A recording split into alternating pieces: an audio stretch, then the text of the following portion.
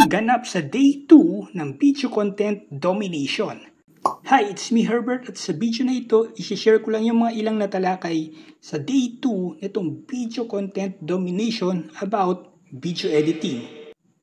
At ang ating speaker ay si Sir Kate Nevado, ang Master Editor ng House Creatives PH.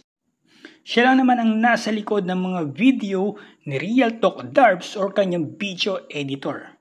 Medyo hindi ko narinig yung mga ibang parte dahil nga kumain muna ako ng hapunan. What?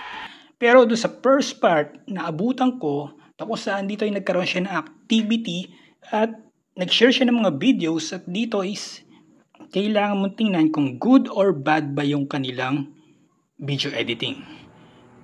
Then after that, yung mga nabalikan ko is yung pagtuturo niya ng tatlong editing triad or yung tatlong ingredients sa kanyang pag-video editing. So yung number 1, itinuro niya dito yung about story.